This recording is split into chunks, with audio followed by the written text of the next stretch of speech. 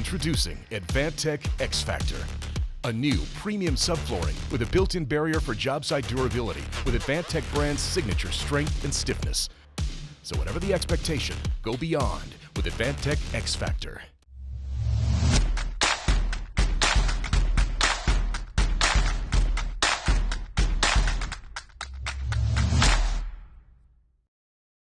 Pete Yost here for the UnBuild It podcast with the steady standbys, Steve Basic, architect, and Jake Bruton, builder. So I went from cohort to steady standby. You like that? Seems like backup quarterback, not quarterback. Is that? Did I mean move it that way. up or did I move down? Listen to the tone of my voice. It's a term of endearment. I'm steady. I rely upon you. Huh. You stand by me. I could probably use jerk as a term of endearment in a nice way. You use Buckethead on a regular basis. I walked onto a job site one day and heard one of my guys go, "You son of a bitch." And I was just like, easy. And he was like, it's a term of endearment, and he knows that. And I was just like, I'm not sure if anybody's on the same page here. So the topic of this episode is self-terminating, which I want to little bit of a like the final solution, self-terminating. This podcast will be self-terminating. Oh, okay. So it's in reference to pressure-sensitive adhesive tapes.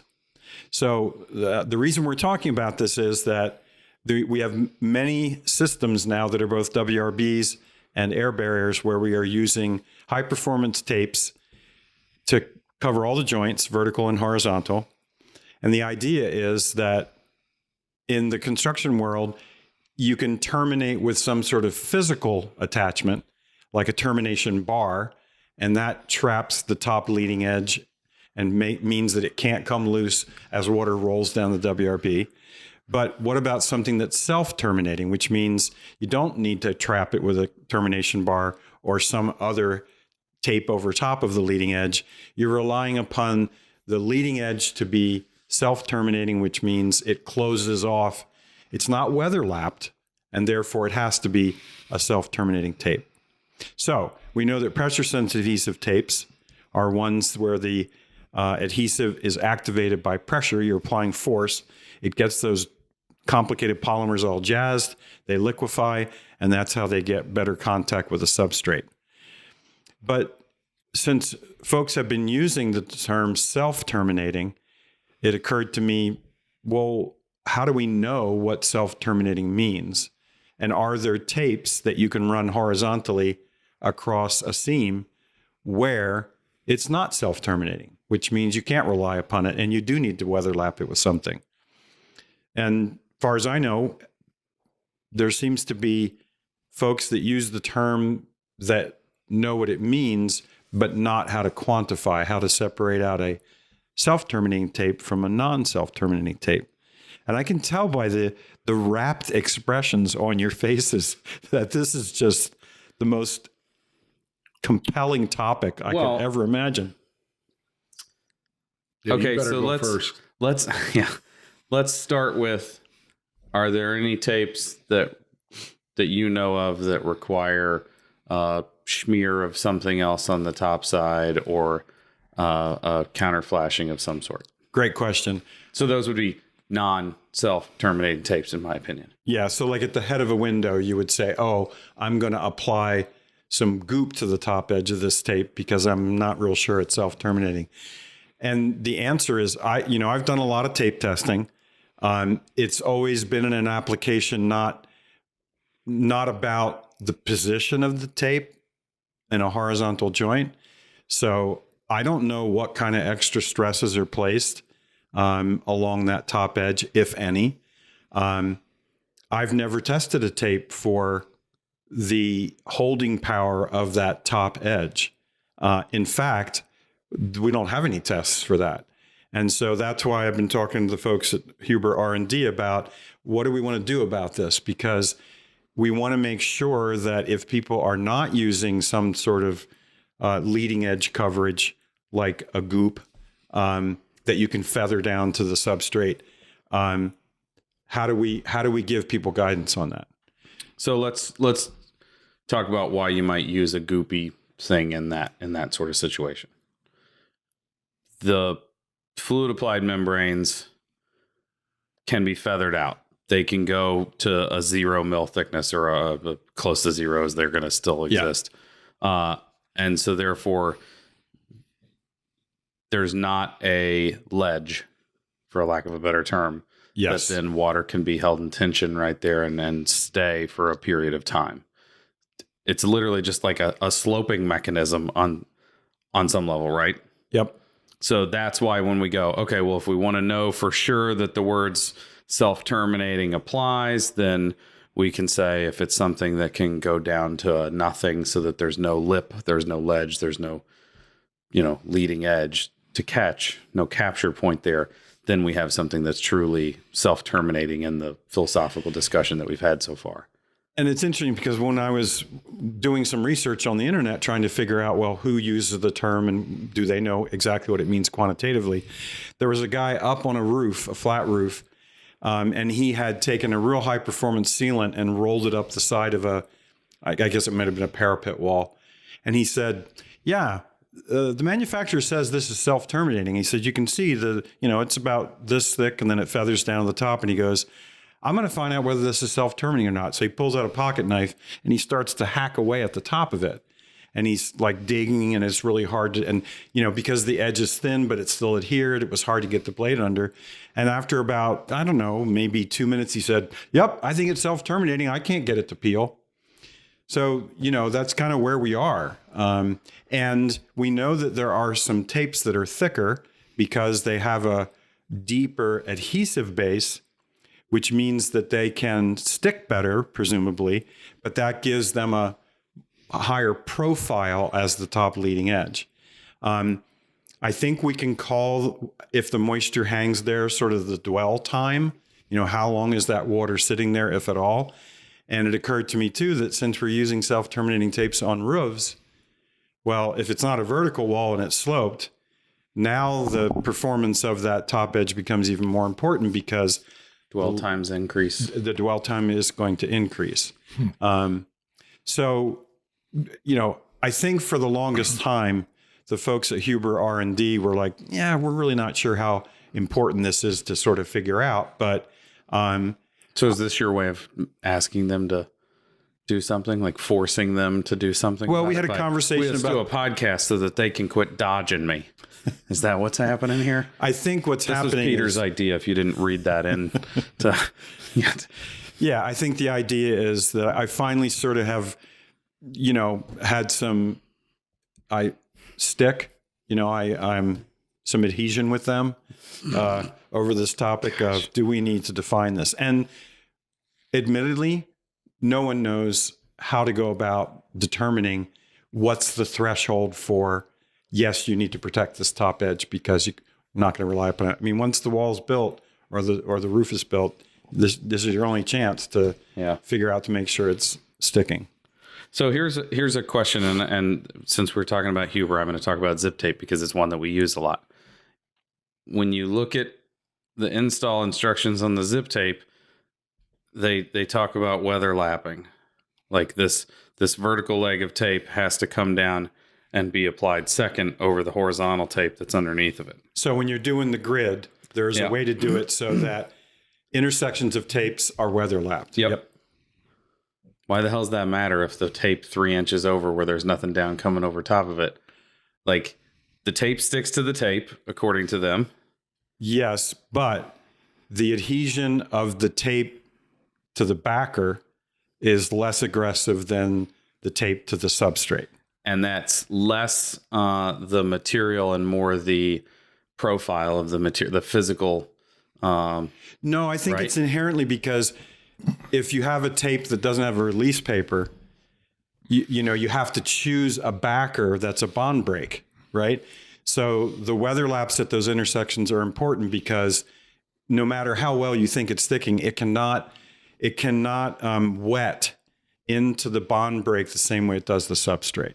Okay. You're sitting over here looking at me cross-eyed. I have like 100 questions that get to even before we get to zip. Oh, okay. So, hit me, Matt. Because I want to be there when whoever the genius is that's doing this testing. Because if I take a piece of tape and I put it on the wall, first of all, what angle is the edge of the tape cut at? right? Because that's going to make a difference on dwell time. If I cut it at a 30-degree angle or I cut it straight across, right? And He's talking about a vertical joint. not. Yeah. If I just take a piece of tape and tape it to the wall, roll it out vertically, and then I cut it. Right. The angle of that cut is going to have some type of implication to dwell time. But yes or no? No. What I'm saying is I hadn't thought of self-termination in terms of overlapping seams, because I'm not saying overlapping seams. I'm saying just go to that gypsum board wall and put a piece of tape on it. Yeah. And then hose it down. A lot of that water is dependent, the dwell time is dependent, is that perfectly flat, that cut edge. But when will we have the happenstance that you can't weatherlap the cut edge? You're not. Back up. It's not weatherlapping. It's not zip tape. Put any piece of tape on that. Put duct tape. We're going to test duct tape. Yeah. I put duct tape on the wall, and Jake mentioned dwell time. I agree. Water's going to come down the wall. It's probably going to find that edge. It's probably going to sit there. Mm-hmm. But the duration of it sitting there is dependent on the angle that tape is cut, in part. That the topmost edge is topmost edge is cut. Because if I cut it at 80 degrees, it's going to shed water. Water's going to find the edge of the tape and shed. It's not going to sit there. If I'm a very good carpenter and I get out my speed square and I cut a perfectly 90-degree angle, which has never been done out on the job site as far as I've seen. Easy. Well, I'm saying getting out a speed square. I'm kidding. There's always going to be some angle to it. There's how do we measure that? There are so many implications to just that angle as far as dwell time. The other thing is if I put that piece of tape vertically, there's the self-terminating edge, but horizontally, I would argue there's a self-terminating edge along the horizontal, right?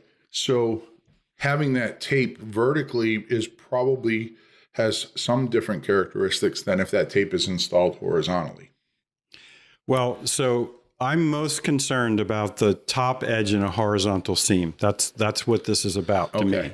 Exactly. So the vertical seams that I was just mentioning, let's put those aside for a second. The other question that I have is if I roll that tape and or we put that tape on the wall and you test it, the duration that tape is applied to the wall is going to have some level of success based on how much time that tape has been on the wall, right? Because zip tape probably gets stronger as time goes on to some point, and then the curve flattens out and it's just adhered. Well, yeah, and actually they use the term dwell time as between application and pressurization to when it sees a load. So and that's at least 24 hours. If I put that horizontal tape on there and it doesn't see water in the first 24 hours, then it's going to have some level of success when that water appears 24 hours later.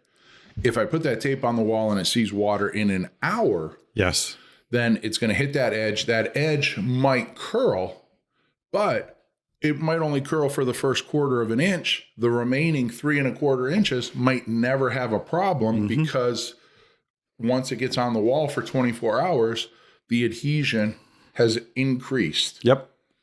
So it's doing these tests that are, it's really hard in my mind to kind of comprehend something that is like the time lapse of when it sees water, the time lapse of the adhesion being applied again before it sees water, and when it sees water, how long does it see water, right? Yep. Like if I put water on there and it's a eyedropper versus a garden hose, the reaction is going to be different. So honestly, I'm sitting here going, how the hell do you test this? Well, so you've gotten to the heart of the matter, which is we agreed that we would like to figure out if there is a way to separate out self-terminating from non-self-terminating, but no one has any idea what the test is going to look like. You bring up that topic. So I'm in a challenging mood this morning if you don't see that. I can tell. But you say self-terminating and non-self-terminating tape. I would want to believe any tape that has adhesive is assumed to be self-terminating. And therein lies the problem. Right. So I don't even know who made up this term, where it came from, And why should I care? Because I'm under the assumption if I buy tape that has adhesive side and non-adhesive side, and I apply the adhesive side to a okayed substrate that the tape manufacturer suggests that is okay, compatible, then why do I care? It should work. Now, that You're willing to say it should work and bury it behind cladding. Well, I mean, I think there's a level of trust in every building material. Nah, come on, you can't trust but verify. No. Understood. But I'm just saying, I'm not going to put saran wrap and call it a weather barrier, right? Because it hasn't been tested there. I'm saying most things that we put up there, and tape with, if it's in a rain screen, I mean, I get it. There's some concern there. I just don't know how you come to any level of conclusion. Because if I simply tape a house, if you said, I'll give you $20 million, we'll build a house, we'll clad it, we'll put tape on all four sides, all four orientations are going to be different in how self-termination tapes. We need him to be involved in the testing. Well, or the argument for. No, this is exactly what we're hoping to do is to try to figure out, like with the Wingnut test, what are the factors that are going to have the most impact, and can we figure out an inexpensive way to assess that? Right. So let me give you a quick example. The Frog painter's tape. Yes. It has it has a leading. This is my understanding. I've never actually looked at it underneath a jeweler's loop or something, but the reason it does such a fine line with the paint is that the actual tape feathers to a thinner profile when you get to the edge. And that's what gives you that much crisper line. Okay, if that's the case, then, if we have a really thick tape that has a real high profile, would it be worth, or could we even feather that edge, or do what you said, which is, could there be a way to slope the cut edge along the roll so that it doesn't present as much of a ledge? And the question is, well, maybe we can do that, but it's going to be really expensive to do that. Yes. Is it worth it? And so that's what we're hoping. And now, Steve, I completely agree.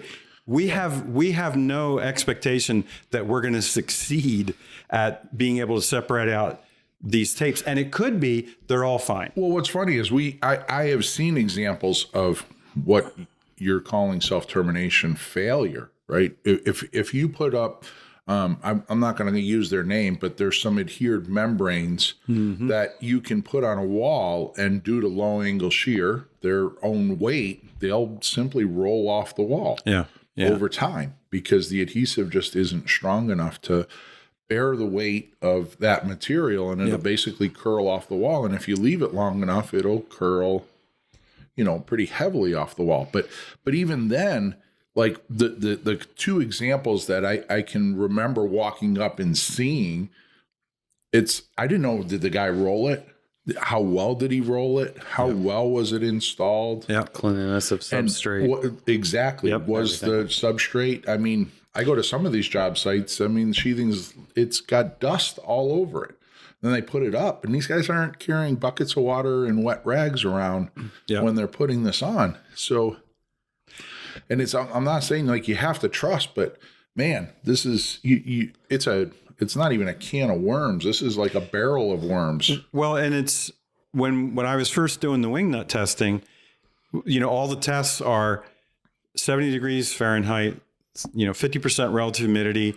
All materials have acclimated for 24 hours, so they're the exact same temperature.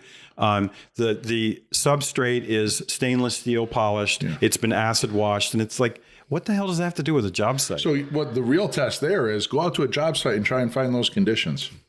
Right? That's exactly. They probably don't exist. So that's exactly why we did the testing, was how poorly can the conditions be before we get a significant decrease in adhesion. You've hit it right on the head. We are flying blind on this, but we feel as though it's worth an attempt to see if we can figure out. One of the things is when you load a tape using the ASTM, I think it's D3654 or something. There's the 180 peel, which means you apply the pressure at the top of the tape and zip it down. There's a 90 peel, which is pulling straight out from the tape. Yep. And then there's an inline pull, which is a 0 degree angle. And they all have different results. Which one of those would you use? And one of the ideas is maybe we just have the force adhere to the top 1/8 of a tape. So you test the holding power of just that top edge. Can we do that? Is it worth it? Does it separate out tapes or not? Who knows? Yeah. But Are you seeing tapes that need to be more self-terminating than what they appear to be already? When I did some tape testing on 2 different types of WRB polymers laminated to the sheathing, yeah, there definitely are tapes that have a lot less holding power with different humidity contents of the substrate, different temperatures. Yeah, there's definitely better tapes and not so good tapes. And are those findings published so that the people that are now panicked about one of their tapes they use regularly being a problem? These were written up on Green Building Advisor as Wingnut Testing stuff. And I caution by saying it's anecdotal. Sure. I mean, I'm not doing statistically significant. Well, it also kind of seems like so does the ASTM test. Well, so there's one of the things. If we could figure this out a bit more systematically, maybe it is something that would roll into a standardized test. But we don't know. We've never had WRB systems where we have the top edge of the horizontal tape being not weather lapped. I mean, when we had sheet good systems in the past, we always weather lapped them. Yeah, but they haven't always been weather lapped, because if we look at some of the older house wraps and their window details, right, where they sliced the little angle at the window head, when they put that back on, you put a piece of tape and you rely on that leading edge of the tape to stay in place. Yep. Right. And so the interesting thing is, like, this whole commentary, it's not targeted towards one manufacturer. It's anybody that makes a piece of tape in construction. Right? Yeah. Yeah. I mean, whether you're a house wrap or an integrated weather resistive barrier or a flashing company or a sheet membrane company, all of this applies. Yeah. I think the difference is that the load right in a 45 on a short piece of tape at a window, where the next, you can set it up so that there's something weather lapped over that cut, right? Maybe. I mean, a window on the first floor of a 2-story wall is not going to have something above it at the head. That's quite a bit different than an 8-foot or a 16-foot stretch of tape that's just got that top edge exposed. Yeah, I mean, I know I'm playing devil's advocate here, but no, it's good because we're going to be working on this exactly. I don't understand it. And I'd be amazed at where somebody thinks this can go. We'll stay tuned. Well, yeah. It's kind of like looking up at the sky and saying, okay, let's test that. Well, clearly you've taken an approach that you think it's a waste of time to try to test. I don't think it's a waste of time to get information. I think the boundary conditions of this are 100 miles wide. Well, we'll try to narrow it down. Right. Because once you even solve for it, pick a place in the country. Like, where do you test this? It's the same thing we did with the other tape testing. What about, how do you control for temperature, moisture content of materials? It's all stuff that... Temperature of installation. Yeah. These are all things that are ignored by the ASTM tests that can be determinate. Because even if you said, well, we'll pick Boston or Minneapolis. Well, if I install it in August or November, it's 2 different installations that are significantly different. Yep. I totally agree. Okay, so I feel like I listened for this entire podcast. I didn't contribute. You contributed the whole first, like 5 minutes. So I want to make sure that I do my part in contributing. Pete, what's the best tape? Ouch. For our listeners' sake, which one's the best one? You're going to love this. The one that self-terminates. The one that's installed right.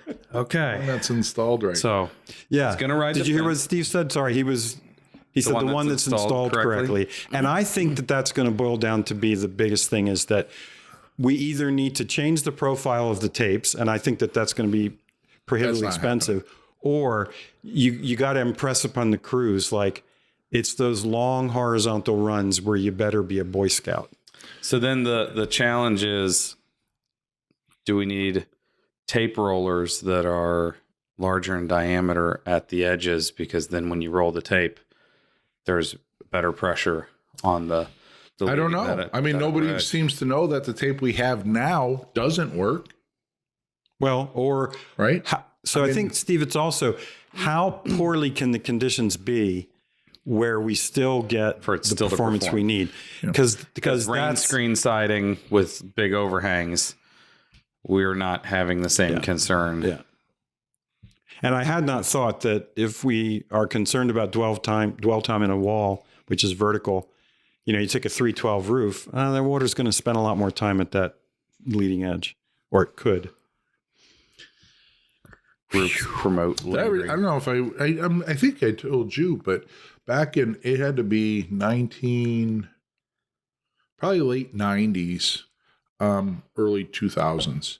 But we did but they did a house out in west of Chicago with the big heavy set bearded guy from is it Lincoln Homes or whatever? I forget his name.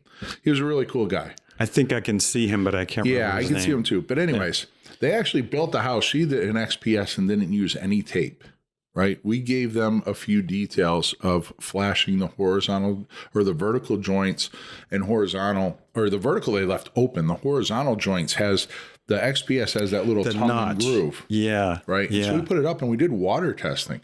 Surprisingly, the house didn't leak. So that little... Well, like water wants to find an edge. Yeah. And water wants to run down the edge. Yeah. So before I redesign the tape, if I was a tape manufacturer, I'd just say, listen, cut a minimum 30-degree angle on the top.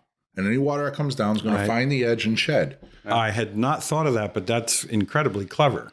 Right. And maybe that's enough. Yeah. Well, I don't know. And if you're going all out, it's...